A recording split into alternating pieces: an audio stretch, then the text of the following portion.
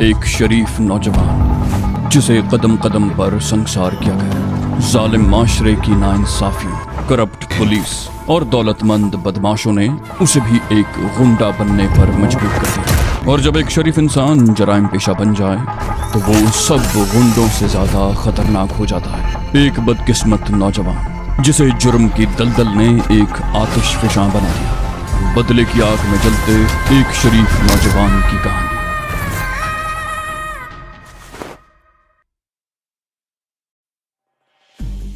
ये हकीकत है कि पुलिस अगर दयानतदारी से काम करे तो कोई जुर्म नहीं पनप सकता। लेकिन अफसोस की बात तो यह है कि पुलिस में कुछ नहीं, बहुत सी काली भेड़ें घुस आई हैं। बेशतर लोग ये अज़्म लेकर इस महकमे में आते हैं कि वो दौलत बनाएंगे और अपने इस मकसद में कामयाब भी रहते हैं। पुलिस को सबसे ज्यादा कमाई इन जराइम पेशा गिरोहों से और इनकी आपस की लड़ाइयों से होती है। दो गिरोहों के किसी तसादुम में दोनों तरफ के कुछ आदमी पकड़े जाते हैं और उन्हें छुड़ाने के लिए पुलिस को लाखों रुपए की रिश्वत दी जाती है। ऐसे ही लोगों की वजह से पुलिस वालों के बैंक बैलेंस बढ़ते रहते हैं और उनकी जायदादों में इजाफा होता रहता है। तुम्हें ये जानकर हैरत होगी कि मैं अपने इलाके के SHO को 1 लाख रुपया माहवार भत्ता देता हूँ। शारिक समीना को बता रहा था, फिर बोला, तुमने अमरीकी माफिया के बारे में जरूर पढ़ा होगा। माफिया दुनिया की सबसे खतरनाक तंजीम है, लेकिन पाकिस्तान की ड्रग माफिया उससे भी ज्यादा खतरनाक है। इन्हें तहफ्फुज़ फराहम करने वाले असेंबलियों तक मौजूद हैं। ये लोग करोड़ों रुपए खर्च करके अपने आदमियों को इलेक्शन में कामयाब कराते हैं, जो असेंबलियों में बैठकर उन्हें हर तरह का तहफ्फुज़ फराहम करते हैं। लाहौर के ये मनशियात के व्यापारी तो उनकी खाके पा के बराबर भी नहीं, लेकिन जहां भी हर शख्स माफिया का डॉन बना हुआ है, बेरहम और सफ़ाक। मैं यही सोच कर आया था कि इनमें रहकर इनका सफाया करूंगा, लेकिन मेरे हाथ भी साफ नहीं रहे। मुझसे भी कुछ ऐसे जुराइम सरजद हो चुके हैं कि मैं भी सर उठाकर नहीं चल सकता और ना ही कानून का सामना कर सकता हूँ। लेकिन मैं उस वक्त तक कानून से आंख मचोली खेलता रहूंगा जब तक मैं अपने मकसद में कामयाब नहीं हो जाता। मैं जानता हूं कि चंद लोगों को जेल पहुंचा लेने या मनशियात के चंद अड्डे खत्म कर देने से माशरा पाक नहीं हो जाएगा, लेकिन इसका कुछ न कुछ असर तो जरूर पड़ेगा। समीना ने उलझी हुई निगाहों से उसकी तरफ देखा। बोली, अजीब मंतिक है तुम्हारी। माशरे को जराइम से पाक करने की बात कर रहे हो, लेकिन खुद इसी दलदल में धंसे हुए हो और अपने आप को बचाने के बजाय दूसरों को भी इसमें घसीट रहे हो। मैं नहीं जानती कि तुम अब तक कितने इंसानों को मौत के घाट उतार चुके हो, लेकिन कम से कम 2 कत्ल ऐसे हैं जिनकी गवाह तो मैं भी हूँ, सलमान एडवोकेट और मैकेनिक मोहम्मद यूसुफ। शारिक ने कहा, मैं पहले ही कह चुका हूँ कि मेरे हाथ भी साफ नहीं है, लेकिन मुझसे जो जराइम सरजद हुए हैं उनमें इंतकामी जज्बा कार फरमा है। सबसे पहले मैंने उस शख्स को कत्ल किया जो मेरी बर्बादी का असल जिम्मेदार था। मैं एक नाकर्दा जुर्म की सजा भुगत कर जेल से निकला तो उस वक्त मेरे जहन में यही था कि सब कुछ भूलकर शराफत की जिंदगी गुजारूंगा। मैंने अपने बाप की छोड़ी हुई फलों की दुकान खोल ली। यही वो मौका था जब शेरा पहलवान ने मुझे गलत रास्ते पर लगाने की कोशिश की। अगर उस इलाके का पुलिस इंस्पेक्टर मेरी मदद करता तो आज मैं वो ना होता जो इस वक्त हूँ। लेकिन उस पुलिस ऑफिसर को तो एक नई असामी मिल गई थी।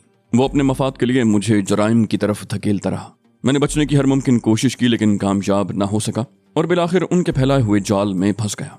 और बिलाखिर जब मैंने वो रास्ता इख्तियार कर ही लिया तो सबसे पहले मैंने उसी पुलिस ऑफिसर को ठिकाने लगाया जो मेरी बर्बादी का जिम्मेदार था। वो न जाने मुझ जैसे कितने शरीफ लोगों को मुजरिम बना चुका था, सिर्फ अपने मफाद के लिए। वो कानून का मुहाफिज था, लेकिन कानून से उसे कोई हमदर्दी नहीं थी। वो सिर्फ दौलत कमाने के लिए इस महकमे में आया था। हवस ज़र में उसने कई घर उजाड़े थे। मैंने अपना इंतकाम लेने के लिए उसकी जिंदगी का चिराग गुल कर दिया। फिर सलमान एडवोकेट मेरे हाथों जहन्नम वासिल हुआ, जिसने मेरे माँ बाप को कत्ल करवाया था।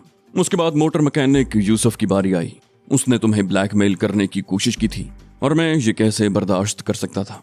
इन 3 आदमियों के कत्ल में मेरा जाती इंतकाम शामिल है। इसके अलावा जो कुछ भी हुआ या हो रहा है उसमें मेरा न तो कोई जाती मफाद शामिल है और न इंतकाम का जज्बा। हाँ, इस बात से इनकार नहीं कर सकता कि कत्ल गारत की इन वारदातों में मेरा किरदार मरकजी रहा है, लेकिन मारे जाने वाले ये वो लोग हैं जिनका अंजाम इससे भी ज्यादा खौफनाक होना चाहिए था। ये सिर्फ कानून के नहीं, इंसानियत के भी मुजरिम हैं। इन्हें जिंदा रहने का कोई हक नहीं है। मैं जानता हूं कि पकड़े जाने की सूरत में इनका कुछ नहीं बिगड़ेगा। ये चंद घंटों के बाद फिर बाहर आ जाएंगे, इसलिए मेरे ख्याल में ऐसे लोगों का मर जाना ही बेहतर है। समीना ने चुपती हुई नजरों से उसकी तरफ देखा। बोली, और अपने बारे में क्या ख्याल है? शारिक ने गहरा सांस लेते हुए कहा, अब तो मैं भी इन्हीं का हिस्सा बन चुका हूँ। किसी दिन किसी दुश्मन की कोई गोली मुझे भी चाट जाएगी और मेरी लाश भी कहीं बेगोरो कफन पड़ी सड़ती रहेगी। समीना जवाब देने के बजाय खामोशी से उसकी तरफ देखती रही। फिर कुछ देर के बाद बोली, मेरे बारे में गुफ्तगू करते हुए कुछ देर पहले तुमने कहा था कि मेरे लिए एक तीसरा रास्ता भी है, लेकिन तुमने अभी तक नहीं बताया कि मेरे लिए वो तीसरा रास्ता कौन सा है। शारिक बोला, मेरे साथ आओ। ये कहकर वो उठ गया। समीना ने हाथ में पकड़ा हुआ खाली कप मेज पर रखा और उठकर शारिक के साथ उस कमरे में आ गई जहां बेड बिछा हुआ था। बेड के सामने वाली दीवार के साथ लकड़ी की अलमारी थी। शारिक ने वो अलमारी घसीट कर दीवार से हटा दी। समीना ये देखकर कदरे हैरान हुई कि उसके पीछे आहनी दरवाजों वाली एक और अलमारी थी। शारिक ने चाबी लगाकर उस अलमारी को खोला। अलमारी खुलते ही समीना की आंखें हैरत से फटी की फटी रह गईं। उस अलमारी के 2-3 शेल्फ थे। सबसे नीचे वाले शेल्फ में सफेद पाउडर से भरे हुए प्लास्टिक के कई थैले रखे थे। ये हीरोइन थी। ऊपर वाले खाने में नोटों की गड्डियां भरी हुई थी। समीना के ख्याल में ये लाखों रुपए की रकम थी। तीसरे खाने में एक पिस्तौल पड़ा था जो किसी आम पिस्तौल से कदरे मुख्तलिफ और बड़ा था। शारिक ने पिस्तौल उठा लिया। बोला, ये पिस्तौल मैंने एक गैर मुल्की से बहुत महंगा खरीदा था। इसकी खासियत यह है कि गोली जिस्म के अंदर जाकर फट जाती है और इसका शिकार होने वाले के बचने का इम्कान नहीं रहता। उसने पिस्तौल दोबारा वहीं रख दिया और समीना की तरफ देखते हुए बोला, तीसरा रास्ता यह है कि तुम ये मुल्क छोड़कर कहीं बाहर चली जाओ। जितनी रकम चाहो तुम्हें यहां से मिल सकती है। मेरे पास रकम की कमी नहीं है और भी मिल सकती है। समीना ने चौंक कर उसकी तरफ देखा। बोली, ओह, क्या तुम भी यहां से भागने का कोई प्रोग्राम बना रहे हो? शारिक ने नफी में सर हिलाया। बोला, नहीं, मेरा कोई ऐसा इरादा नहीं है। समीना ने जवाब दिया, तो फिर मैं भी ऐसा नहीं कर सकती। वो कुछ देर तक वहीं खड़े बातें करते रहे। फिर शारिक ने आहनी अलमारी बंद कर दी और लकड़ी वाली अलमारी भी सरकाकर उसकी जगह पर पहुंचा दी। वो दूसरे कमरे में आकर काफी देर तक बातें करते रहे। फिर शारिक उठते हुए बोला, मैं काम से जा रहा हूँ, वापसी शाम तक होगी और यह भी मुमकिन है कि रात को भी ना आ सकूं। समीना भी एक झटके से उठ गई। बोली, मैं भी तुम्हारे साथ चलूंगी। मैं अकेली यहाँ नहीं रह सकती, दम घुटने लगता है। शारिक उसकी तरफ देखते हुए बोला, ठीक है, तो फिर तैयार हो जाओ, लेकिन उस चीज का ख्याल रखना जिसकी निशानदही गुज़श्ता रात नौलक्खे ने की थी। उसका मतलब समझकर समीना का चेहरा फिर सुर्ख हो गया। वो उसे घूरती हुई कमरे में दाखिल हो गई और दरवाजा अंदर से बंद कर लिया। वो तकरीबन आधे घंटे के बाद तैयार होकर बाहर निकली। पेंट शर्ट में वाकई उसका हुलिया बदल गया था। उसने मूछें भी बड़े सलीके से होंठों पर जमाई थी। सर पर गोल्फ कैप और आंखों पर तारीक शीशे वाली ऐनक। वो एक खूबरू नौजवान लग रही थी। पैरों में जॉगर्स की वजह से वो अपने असल कद से कुछ लंबी नजर आ रही थी। शारिक ने तौसीफी नजरों से उसकी तरफ देखा। बोला, गुड, इस वक्त तो तुम वाकई लड़का लग रही हो। कोई ऐसा निशान नजर नहीं आता जिससे तुम पर लड़की होने का शुबा हो। समीना ने गहरा सांस लेते हुए कहा, अब तो मैं न जाने क्या से क्या बनती रहूंगी। शारिक ने मुस्कुराते हुए कहा, यह अच्छी बात है कि तुमने हालात को समझना शुरू कर दिया है। फिर वो दोनों बाहर आ गए। बरामदे का ताला लगाकर उसने चाबी ऊपर वाली चौखट पर रख दी और बाहर आकर बैरूनी गेट बंद कर दिया। वो गली में चलते हुए सड़क पर आ गए और फिर मेन रोड के बस स्टॉप पर पहुंच गए। आसमान पर हल्के बादल छाए हुए थे। बड़ी खुशगवार हवा चल रही थी। कई रोज के बाद मौसम इस कदर खुशगवार हुआ था। वो कुछ देर तक बस स्टॉप पर खड़े रहे। फिर जैसे ही एक खाली रक्षा वहां आकर रुका, शारिक तेजी से उसकी तरफ बढ़ गया, क्योंकि उस वक्त एक और आदमी भी रक्षे की तरफ बढ़ रहा था। रक्षे वाले ने मुड़कर शारिक की तरफ देखा जो रक्षे में बैठ चुका था। कित्थे जाना है बाबूजी? शारिक ने जवाब दिया, माल रोड, कॉफी हाउस के पास। फिर वो समीना के लिए जगह छोड़कर दूसरी तरफ सरक गया। रक्षा मुख्तलिफ सड़कों पर घूमता हुआ जीपीओ के करीब से माल रोड पर आ गया और फिर कॉफी हाउस के सामने रुक गया। वो दोनों नीचे उतर आए और सड़क पार करके अनारकली की तरफ चल पड़े। अनारकली में बड़ी रौनक थी। छापड़ों वालों ने पूरी सड़क रोक रखी थी। लोग एक दूसरे को धक्के देते हुए चल रहे थे। समीना को भी कई धक्के लगे थे, मगर वो खामोशी से चलती रही थी। उसे याद आ गया कि एक मर्तबा वो अपनी एक सहेली के साथ यहाँ आई थी तो सामने से आने वाले एक ओबाश ने उसे कंधे से टक्कर मारी थी और फिर समीना और उसकी दोस्त ने उस ओबाश की वो धुनाई की थी कि वो गिड़गिड़ा कर माफी मांगने लगा था कि आइंदा किसी औरत को नहीं छेड़ेगा। और आज तो समीना को चलते हुए कई लोगों के धक्के लगे थे, मगर वो खामोशी से चलती रही थी। शारिक रेडीमेड गारमेंट्स की एक बहुत बड़ी दुकान में दाखिल हो गया। वो अपने और समीना के लिए कुछ पैंट शर्ट्स खरीदना चाहता था। अपनी कमर का साइज तो उसे मालूम था। उस रोज महज अंदाजन समीना के लिए पैंट ले गया था, जिनमें एक टाइट थी और एक ढीली। समीना ने उस वक्त वो ढीली पैंट पहनी हुई थी जिसे बेल्ट की मदद से काबू में रखा गया था। सेल्समैन समीना की कमर के गिर्द इंची टेप लपेट कर साइज लेने लगा तो समीना एकदम पीछे हट गई।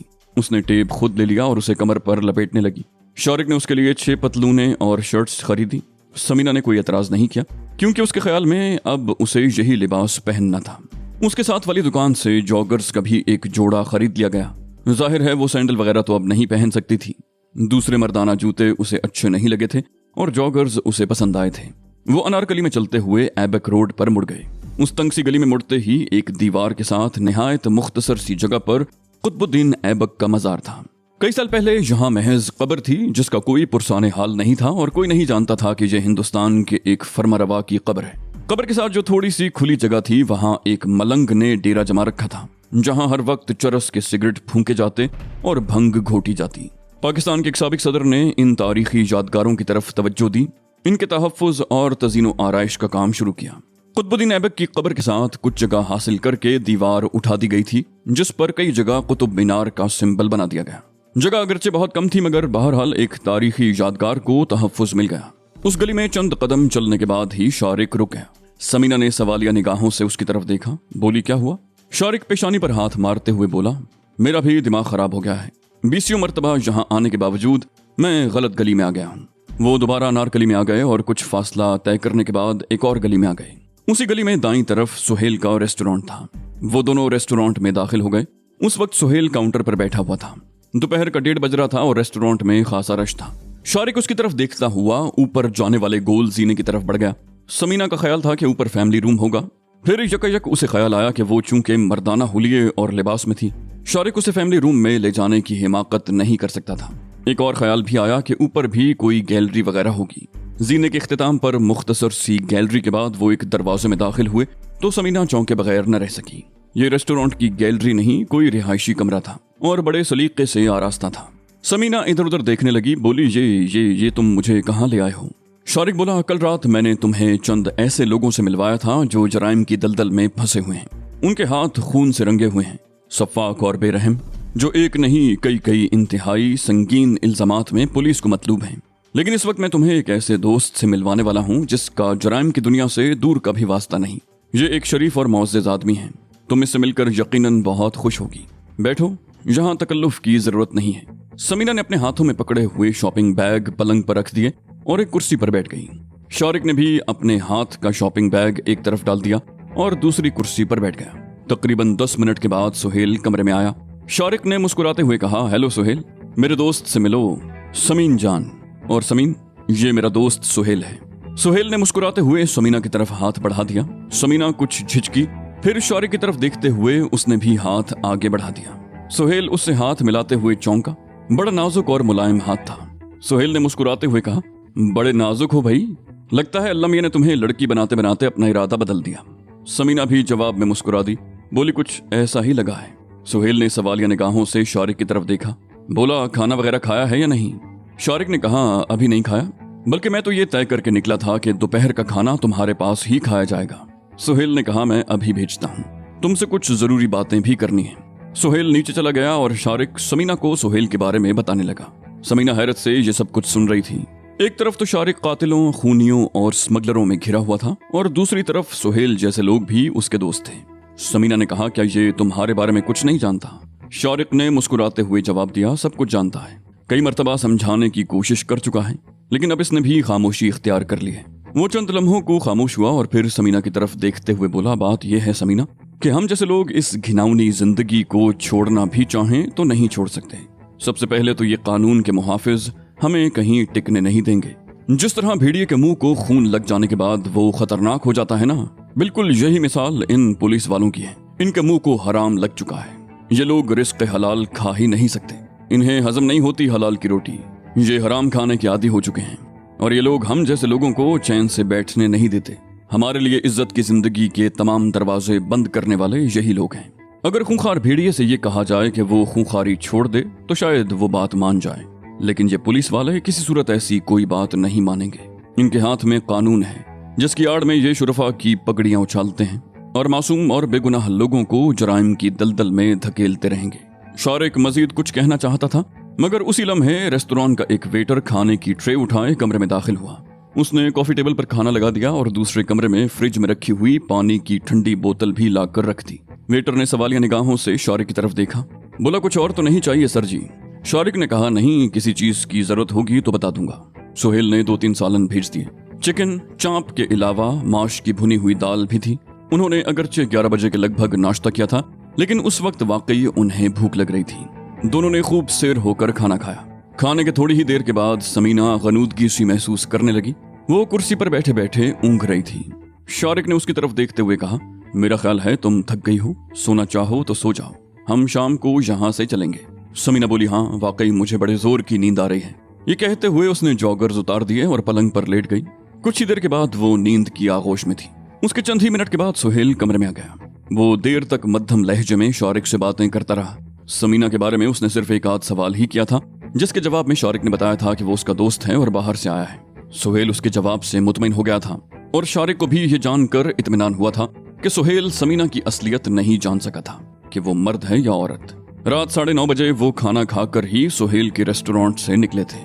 वो सीधे घर ही आए थे, लेकिन घर में दाखिल होने के चंद ही मिनट के बाद शारिक एक बार फिर कहीं जाने के लिए तैयार हुआ तो समीना ने घूरती हुई निगाहों से उसकी तरफ देखा। बोली, अब कहाँ जा रहे हो? शारिक ने कहा, मैं जरा डेरे का चक्कर लगा कर आता हूँ, ज्यादा देर नहीं लगेगी, बस 2-3 घंटों में वापस आ जाऊंगा। समीना बोली, क्या मैं? शारिक बोला, नहीं तुम यहीं रहो, मैं जल्दी आ जाऊंगा। ये कहकर वो दरवाजे की तरफ बढ़ गया। शारिक के जाने के बाद समीना ने दरवाजा अंदर से बंद कर लिया और कपड़े तब्दील करने लगी। कपड़े तब्दील करने के बाद उसने आईने में अपना चेहरा देखा तो आंखों के गिर्द स्याह हल्के देख कर चौंक गई। उसने किचन में आकर चाय बनाई और कप लेकर अपने कमरे में आ गई। पलंग की पट्टी पर बैठकर चाय पीते हुए वो सूरत हाल का जायजा लेने लगी। शारिक ने ठीक ही कहा था कि जराइम की इस दलदल में फंसने के बाद किसी के लिए बाहर निकलना मुमकिन नहीं होता। शारिक ने अपने बारे में जो कुछ भी बताया था वो गलत नहीं था। एक नाकर्दा जुर्म की सजा भुगतने के बाद वो शराफत की जिंदगी बसर करना चाहता था, लेकिन कानून के मुहाफिजों ने उसे इसका मौका फराहम नहीं किया और उसे जराइम की इस दलदल में धकेल दिया जहां से निकलना उसके लिए मुमकिन नहीं था। और अब समीना भी अपने आप को ऐसे ही हालात में गिरफ्तार पा रही थी। उसके खाते में भी कुछ जराइम लिखे जा चुके थे और किसी न किसी तरह वो इन जराइम में मुलव्विस थी। शुरू में अगर वो पुलिस से राब्ता करके शारिक के बारे में सूरत हाल से आगाह कर देती तो उसके बच जाने के इम्कानात ज्यादा थे, लेकिन उसने किसी अनजाने खौफ की वजह से पुलिस से राब्ता नहीं किया था, जिसके नतीजे में वो गैर दानिस्ता तौर पर इस दलदल में धंसती चली गई थी। वो अपनी इस सूरत हाल का तमाम तर जिम्मेदार शारिक को ठहराती थी, लेकिन अब वो इस नतीजे पर पहुंच चुकी थी कि इसमें ज्यादा कसूर उसका अपना था, या शायद शारिक की चाहत थी जिसने उसे शारिक के खिलाफ कोई कदम उठाने से बाज रखा था और अब वो उसके पहलू में खड़ी थी। समीना महसूस कर रही थी कि अब वो हालात से समझौता कर रही थी। उस रात शारिक ने उसके साथ जो कुछ भी किया, उसके बाद तो अब उसके लिए ऐसी कोई गुंजाइश नहीं रही थी कि वो अपने माँ बाप के घर का रुख कर सकती। ये सब सोचते हुए उसके मुंह से बेख्तियार गहरा सांस निकला। अब उसके सामने सिर्फ एक ही रास्ता था जिस पर उसने चलने का फैसला कर लिया था। शारिक घर से निकलकर पहले निस्बत रोड पहुंचा। उसने रिक्शे पर बैठे ही बैठे मांझे गुज्जर के डेरे का जायजा लिया। वहां तारीकी थी, जबकि आम हालात में उस वक्त डेरे पर गाहकों की आमदोरफ्त रहती थी। मनशियात के अड्डों पर पुलिस के छापे पड़ते ही रहते थे, लेकिन आमतौर पर होता यह है कि छापा मारने के बाद पुलिस जैसे ही वहां से हटती है, कारोबार दोबारा शुरू हो जाता है। लेकिन जहां उस वक्त सूरत हाल मुख्तलिफ नजर आती थी। किसी गाहक तो क्या, कारोबार करने वालों का दूर दूर तक नामो निशान नहीं था। शारिक के होंठों पर खफीफ सी मुस्कुराहट आ गई। वो जानता था कि मांझे गुज्जर के इस अड्डे पर इस मर्तबा कार्रवाई बहुत ऊपर से हुई थी। उसने रिक्शा ड्राइवर को ग्वाल मंडी चलने को कह दिया। रिक्शा ड्राइवर ने पीछे मुड़कर कहा, कोई माल वगैरह चाहिए था बाबूजी? ये अड्डा तो बंद हो गया है, कल बड़ा जबरदस्त छापा पड़ा था यहाँ, 3 बंदे मारे गए थे, 2 अड्डे वालों के और 1 पुलिस वाला। अगर जरूरत हो तो मैं आपको ग्वाल मंडी ले चलूं? शारिक ने कहा, चलो, मैंने तुम्हें ग्वाल मंडी चलने के लिए ही कहा था। ड्राइवर ने सीधा होकर बैठते हुए कहा, ओ हाँ, मैं तो भूल ही गया था बाबूजी, क्या आपने मुझे ग्वाल मंडी चलने को कहा था? ग्वाल मंडी में मौलवी हमीद का होटल है छोटा सा, उससे आपको माल मिल जाएगा। शारिक ने खुश्क लहजे में कहा, चलना यार, रक्षा आगे बढ़ा, मेरा दिमाग ना चाट। रक्षा हरकत में आ गया और कुछ ही देर के बाद वो ग्वाल मंडी पहुंच गए। शारिक ने चौक से पहले ही रक्षा रुकवा लिया। वो ड्राइवर को पैसे दे रहा था और ड्राइवर उसे मौलवी हमीद के होटल का पता समझा रहा था। ठीक उसी लम्हे एक औरत और एक मर्द रक्षे के करीब आ गए और इस तरह शारिक को रक्षा ड्राइवर की मजीद बातें सुनने से निजात मिल गई। रक्षा जाने के बाद शारिक चंद लम्हे वहां खड़ा रहा, फिर आहिस्ता आहिस्ता चौक की तरफ चलने लगा। चौक पार करके वो अगली सड़क पर आ गया। वहां से चंद गज आगे मौलवी हमीद की चाय की दुकान थी। अगरचे उस वक्त ठीक 12 बज चुके थे, लेकिन फुटपाथ पर पड़ी हुई तमाम कुर्सियां भरी हुई थी। मोहल्ले के बेफिक्रे नौजवान चाय पीते हुए खुशगपियों में मसरूफ थे। कुछ नौजवान पान के खोखे के सामने खड़े थे। मौलवी हमीद भी मौजूद था। वो चूल्हे वाले चबूतरे के पीछे खड़ा चाय बनाने में मसरूफ था। काउंटर नुमा कंक्रीट का ये चबूतरा एल शेप का था। एक काउंटर पर चूल्हे बने हुए थे जहां चाय बनाई जाती थी और दूसरे काउंटर पर बर्तन वगैरह पड़े हुए थे। उस काउंटर के निचले हिस्से में पैसों वाला संदूकचा था। उस काउंटर में मौलवी हमीद ने एक ऐसी खुफिया जगह भी बना रखी थी जहां हेरोइन रखी जाती थी। एक मेज से 2 नौजवान उठकर चले गए। शारिक उसी मेज के करीब एक कुर्सी पर आकर बैठ गया। लड़का पहले से मेज पर पड़े हुए चाय के खाली ग्लास उठाने के लिए आया तो शारिक ने उससे चाय के लिए कह दिया। वो लड़का शारिक को नहीं जानता था। कुछ देर के बाद खामोशी से शारिक के सामने चाय का ग्लास रख कर चला गया।